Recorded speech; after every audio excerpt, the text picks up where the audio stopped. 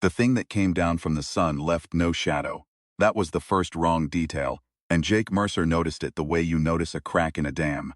Not with alarm, not at first, just with the quiet unease of a man whose job has taught him that small wrong details precede catastrophic ones. He was 31 years old, had been fighting fires for 9 of those years, and he had never once seen a fire that didn't throw a shadow. Fire is light, and light makes shadows. That's not philosophy, that's physics. That's the first thing Dutch Fallon had ever taught him, back when Jake was a rookie in a too large helmet asking stupid questions in the bay. Light makes shadows, fire is light. So when Jake stood at the edge of the Creston timber yards and watched the column of flame moving through the stacked lumber, moving with purpose, moving with what he could only call intention, and cast no shadow on the sawdust ground, he felt the crack open a little wider. His partner, Ray Deacon, was 15 feet to his left, hose in hand, already calling the position back to the truck. Ray was good. Ray had been good since his first shift, the kind of natural that made you feel slightly inferior, just watching him work. He had a wife named Callie and a daughter named Mara who was 4 years old and obsessed with horses. And he talked about her the way men talk about something they can't quite believe they're allowed to keep. Jake was going to spend the rest of his life wishing he had been the one on the left. The tendril of flame moved faster than fire moves. That was the second wrong detail. It crossed the distance between the lumberstack and Ray's position in the time it takes a man to blink and exhale, and then it wrapped around him. Not over him, not through him, around him, like a hand closing around something it means to keep. And Ray Deacon made a sound that Jake would hear every night for months afterward, and then he didn't make any more sounds at all. Jake ran. He ran toward Ray, which was either the bravest thing he'd ever done or the stupidest, and on reflection he thought it was probably both in equal measure. He got within 8 feet before the heat physically stopped him. The air itself transformed into something solid and hostile, and he stood there calling Ray's name while Ray became light and the light became nothing. The fire investigator arrived 3 days later. Her name was Dr. Yara Kashen, National Fire Analysis Division, and she drove a gray government sedan and wore her dark hair pulled back in a way that suggested she did not have time for it to be any other way. She had a clipboard and an expression that Jake immediately read as someone who had seen enough tragedy to have learned the trick of not wearing it on her face, which he respected, because he hadn't learned that trick yet. She asked him to walk her through it twice, and the second time she asked different questions than the first time. Not follow-up questions, entirely different questions. Things like, did the fire change direction without wind? Did it maintain a consistent internal structure? Did you observe any evidence of heat variation within the column? Any cooler or darker zones? Jake said yes to all of them and watched her write things down. Gas leak, he said, finally. Because someone had to say the thing that was being very carefully not said. That's the official finding. Spontaneous ignition. Gas leak. Chen looked at him the way a person looks at something they respect for saying a true thing out loud in a room full of polite lies. She said, that's the official finding, yes. Then she asked if he knew a man named Dutch Fallon. Dutch Fallon lived 40 minutes outside of Creston in a property that occupied the technical definition of a house without quite achieving the spiritual one. It was boards and roof and glass and a door, all in the right places, arranged in the right configuration, but it felt less like a home than a fortification. Sandbags and equipment cases visible through the barn window. Surveillance cameras on the fence posts that Jake noticed on the way in, running, he realized, on their own power grid, separate from the house. Dutch Fallon was a man who had decided at some point that the distance between himself and the world needed to be measured and monitored. He was in his late 60s, weathered in the way that men get weathered, when they have spent decades outdoors in conditions that were not always survivable, and he moved with the careful deliberateness of a body that had been hurt enough times to have learned to be strategic about expenditure of energy. He had been a firefighter once, Los Angeles County decades ago, and then something had happened to him out in the high timber that had turned him into whatever he was now, which was, Jake decided, a man in a state of permanent preparation.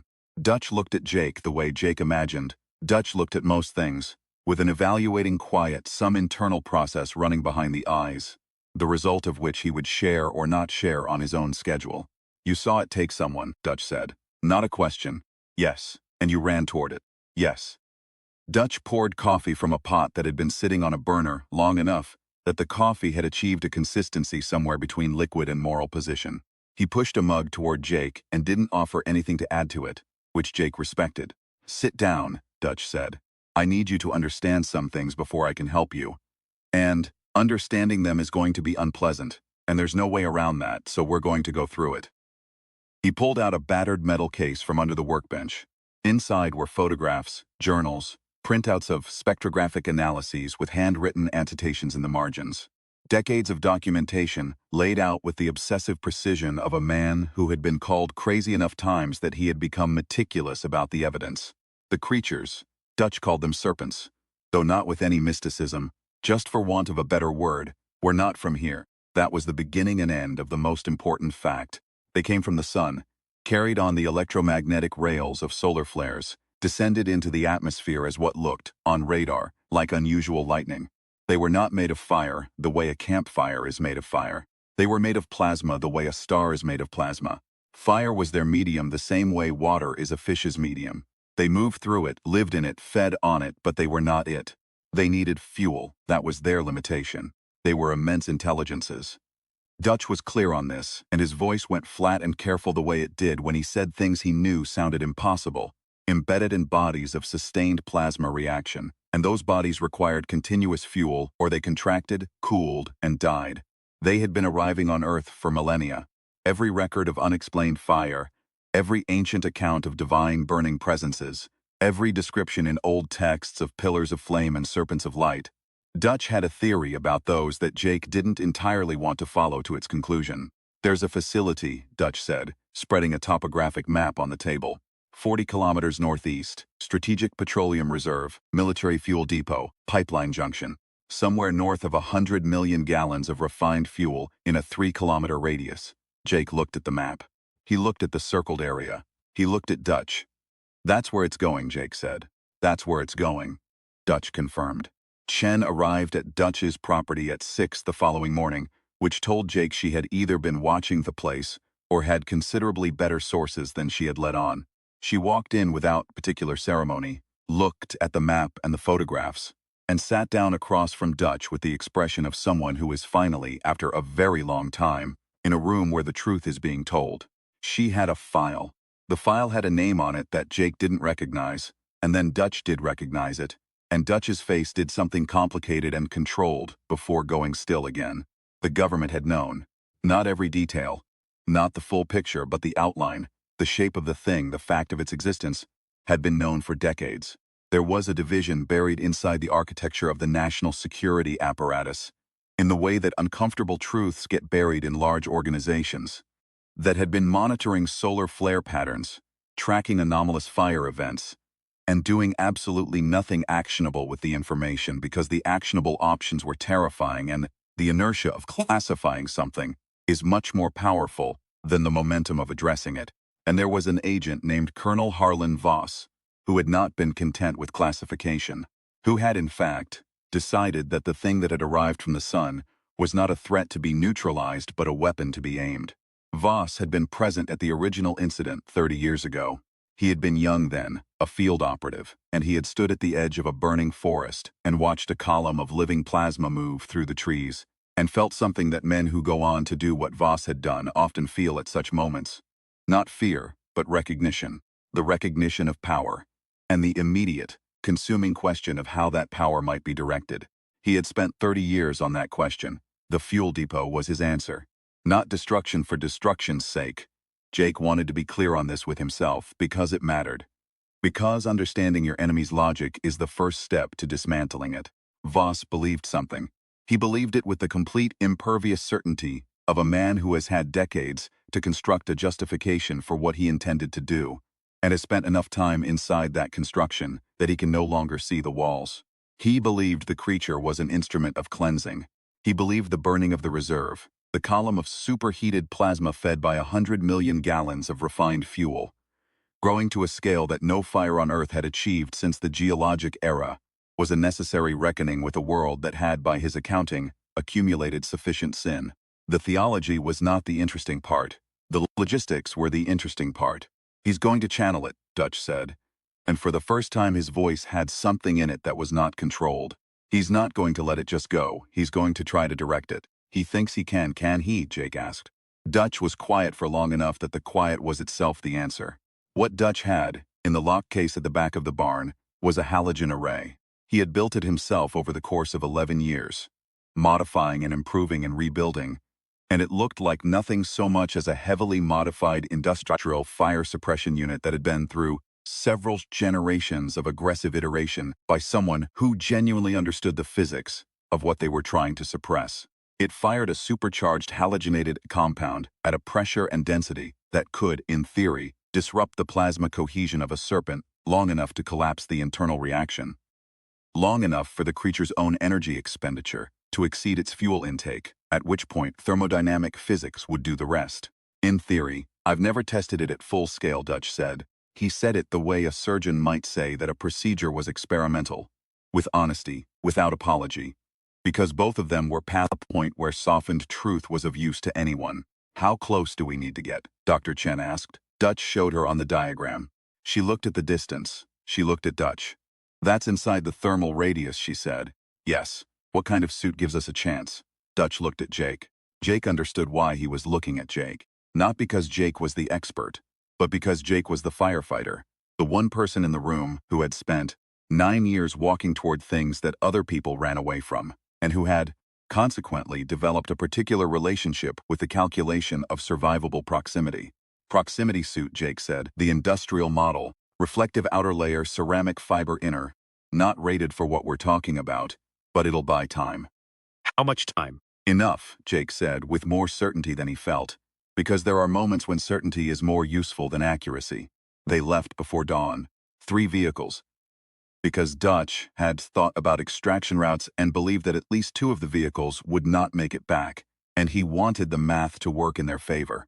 Dutch drove the truck with the array in the bed, covered in canvas, Dr. Chen drove the lead vehicle with the equipment they'd need for the approach. Sensors, countermeasures, a radio scrambler that would deny Voss the ability to detonate anything remotely if he'd rigged the fuel access points.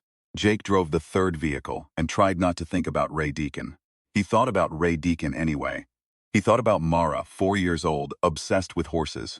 He thought about the way Ray had laughed, which was a full-body thing, the kind of laugh that committed entirely. He thought about the moment before the tendril of flame had crossed the 15 feet of sawdust-covered ground between the lumber stack and the man standing on his left. The moment before. The fraction of a second in which the universe had still contained everything it was about to not contain. He was not a man given to self-pity, but he was a man, and men carry things, and Jake Mercer was carrying his. Quiet as a stone in a coat pocket. Heavy in exactly the way you forget something is heavy until you try to set it down. They came to the outer fence of the fuel depot at 0340 hours. The serpent was already there.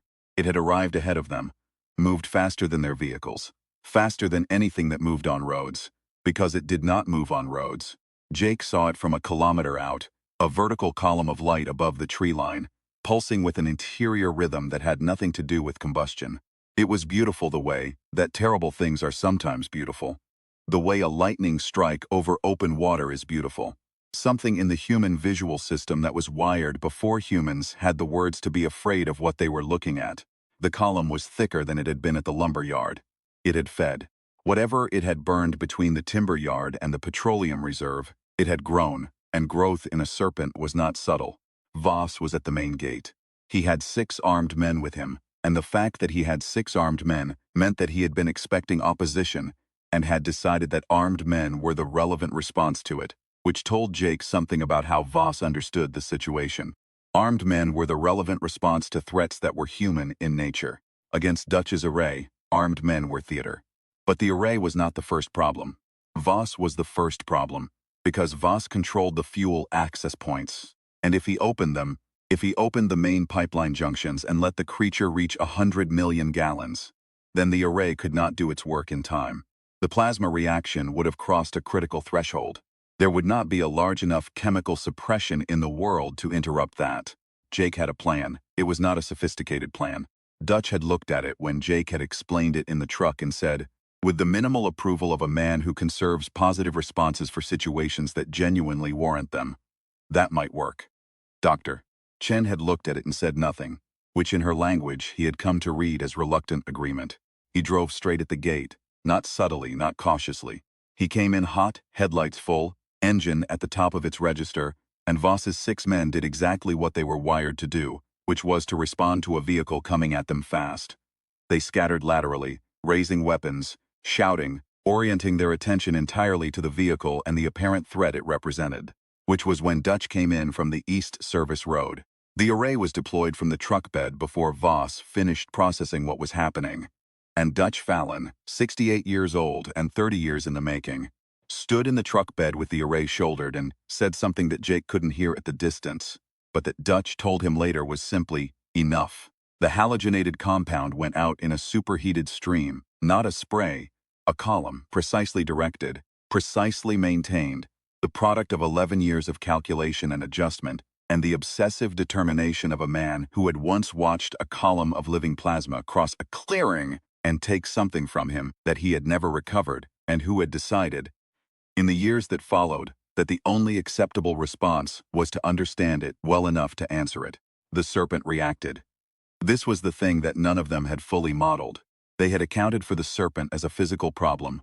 Plasma cohesion, suppression chemistry, thermodynamic collapse. They had not fully accounted for the serpent as an intelligence. Because it was intelligent. Not human intelligent, not even analogously human intelligent, but something, aware, reactive, capable of evaluating a threat and responding to it with what could only be called strategy.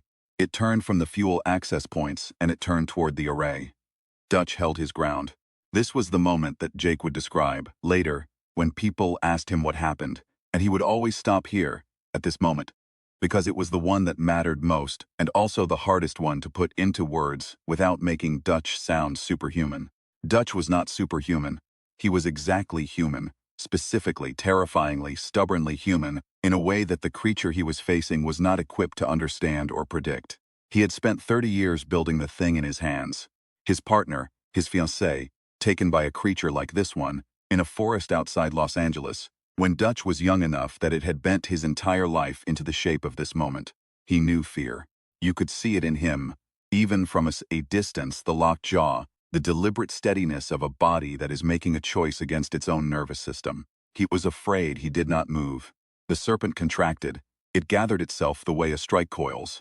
And then it moved. And Dutch depressed the array's primary discharge as it came, and the compound went directly into the center of the column at maximum concentration, and the sound it made was not an explosion.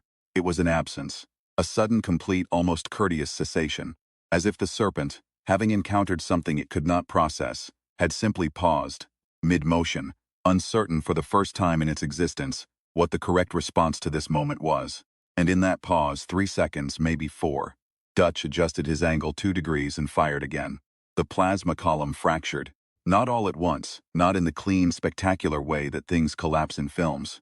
It fractured the way ice fractures, from within, from the point of minimum structural integrity, and then spreading outward through every connected structure, the internal reaction losing coherence as the suppression chemistry disrupted the electromagnetic binding that held the plasma in its serpentine form.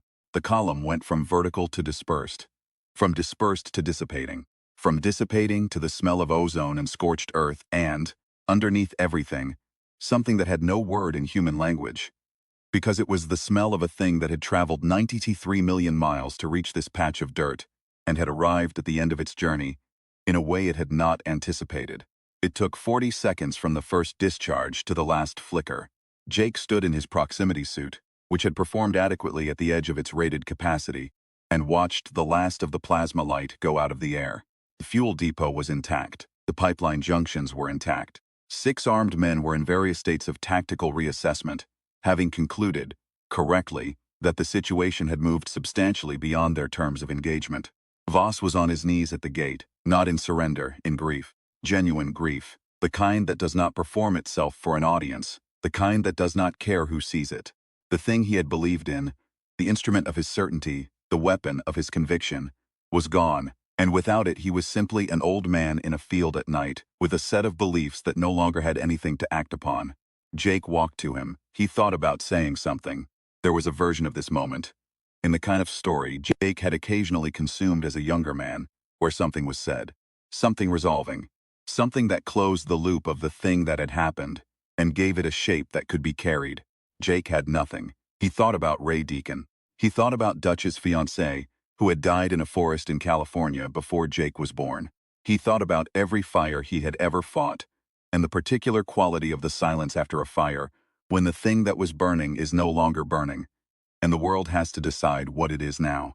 He put his hand on Voss's shoulder, not with warmth, not with anger, with acknowledgement, which was the only honest thing he had available. Dr. Chen called it in. The agency response took 40 minutes, which Dutch said was actually fast, which told you something about the agency. They came in organized, multiple vehicles. People who looked and moved like people who had been briefed on something real rather than the cover story, which Jake appreciated. He was tired of cover stories. He was tired, in general, with the efficient comprehensiveness of a man who has been running on adrenaline for 60 hours and has just felt the last of it leave his body. Dutch was sitting on the truck's running board when Jake came over. The array was in the bed, discharged, cooling. Dutch looked at it. The way you look at something that has finished the thing it was made to do. Does it feel like you thought it would? Jake asked. Dutch thought about this honestly, the way he thought about most things. I thought it would feel like enough, Dutch said. It feels like enough. That's what I thought it would feel like. Is that good? It's accurate, Dutch said. I'll take accurate. He passed Jake a flask. Jake took it and drank and passed it back, and for a while they just sat there. Two men on a running board at the edge of a fuel depot in the dark, and the sky above them was beginning to develop the gray quality that precedes dawn, that particular blue-gray that is not yet morning but has stopped being night. And if you looked at it without knowing what it was, you might think it was just the sky doing one of its ordinary things. Jake looked at it and knew what it was. He looked at it and thought about Ray. He would think about Ray for a long time. That was honest. That was the nature of it. You carry what you carry, and you do not set it down because setting it down would mean it was finished. And some things are not meant to be finished. Some things are meant to be carried, because the weight of them is the proof that the thing mattered. There'll be another one, Dutch said. Jake looked at him. From the sun, there will be another. The flares don't stop. Dutch was not apologetic about this. He was a man who did not apologize for the truth. Probably not here. Probably not soon. But Jake agreed. They'll need people who know. Jake understood what was being offered. He understood why it was being offered here, at this specific moment, and not somewhere more comfortable with better coffee and a cleaner framing. Dutch was the kind of man who offered things at the moment of their honest necessity and not before. You built the array in 11 years, Jake said. Parts of it longer than that. The theory 30. I don't have 30 years, no, but I already have the theory. Dutch looked at him sidelong. You have something else. What? Dutch was quiet for a moment. Then he said, you ran toward it. At the lumber yard. When your partner, he stopped, let it breathe.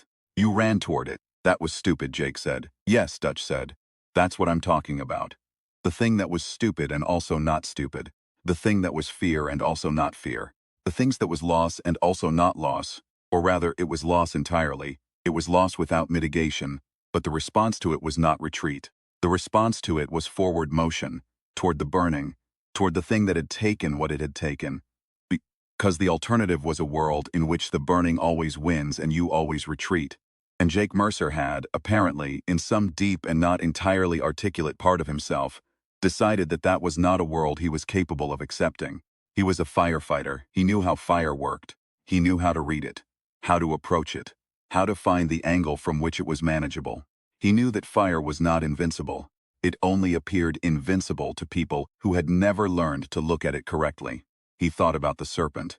Plasma body, electromagnetic binding, fuel-dependent, reactive to halogenated compounds at sufficient concentration and pressure. He thought about Dutch's array. He thought about 11 years, and what could be done in less than 11 years, with a head start and a clearer goal. Okay, he said. Dutch nodded once the way people nod when a thing is settled. The sun was coming up. It came up the way it always came up. Incrementally, without drama. A slow suffusion of light from the eastern edge of the world that transformed the gray into rose and then into gold. And the fuel depot and the scorched earth around the failed fuel access points, and the government vehicles and the people moving around them, all became visible. In this light, ordinary and specific, the aftermath of something that had been extraordinary becoming just a field in the morning. Jake watched the sun clear the tree line. He had never before this week thought about the sun in any particular way. It was a star. It was the reason the planet was warm. It was as the thing you squinted against when you were working in the open. It was in the cosmology of a firefighter's working life. The thing that made the difference between a day shift and a night shift. Now it was something else, a source. A place from which things could come. Things of unimaginable heat and age and alienness that would arrive on the rails of its flares and descend into the world looking for fuel, and find the world obligingly full of it, and move through it with the purposeful efficiency of a creature that has been doing this since, before the word creature existed to describe it. They would come again. Dutch was right. Jake looked at the rising sun with the particular attention of a man who has decided to be ready, and felt the particular quality of quiet that comes not from the absence of the next hard thing, but from the knowledge that you are equal to it. Not comfortable, not unafraid, equal. He thought, we have stopped one, we have learned how it burns. We have built something that can answer it. He thought, one is enough to start with. The morning was cold, and still smelled of ozone and the absent heat of a thing from 93 million miles away, and Jake Mercer stood in it, and breathed. And somewhere behind him Dutch Fallon was talking to Dr. Chen in the low specific way of people who are already planning the next iteration. And somewhere in the distance a radio was carrying voices back and forth in the ordinary human language of coordination and report. And the sun kept rising, indifferent and vast and burning with its own enormous fire. And Jake looked at it and did not look away. That was, he would think later, the most human thing about it. Not the array, not the plan, not even the stubborn forward motion into the burning, the looking. The refusal to stop looking at the thing that had hurt you. The decision to know it, to learn every frequency of its light, every pathway of its heat, every condition under which its coherence could be interrupted. Not because knowing it would make it less terrible, but because there was no other option that a person with any self-respect could honestly consider. You do not look away from the thing that comes for you. You look directly at it, and you build what you need to answer it. And when the next one comes, you are ready. And if you are not ready, you get more ready. And you pass on what you know. And the thing you pass, Funson becomes done at what six-person builds. And in this way the species accumulates an answer to every question that the universe is large enough and indifferent enough to ask. It takes a long time, it costs things. It costs specific, irreplaceable things. Ray Deacon's laugh, Dutch's decades of solitude, the unnamed losses of everyone who had stood at the edge of an impossible fire and not quite survived it. But it does not stop. That was the thing that the creature had not computed and could not compute, coming from where it came from the silence of interstellar transit, from the interior of a star, from a universe in which survival was a matter of sufficient energy and sufficient fuel. It had not computed the possibility of a species that could lose something irreplaceable and transform the loss into purpose. That could take the fact of fire and spend 9 years learning its language, and then stand in the path of something that had traveled 93 million miles and say, I know what you are. I know what you burn. I know how to stop you and mean it.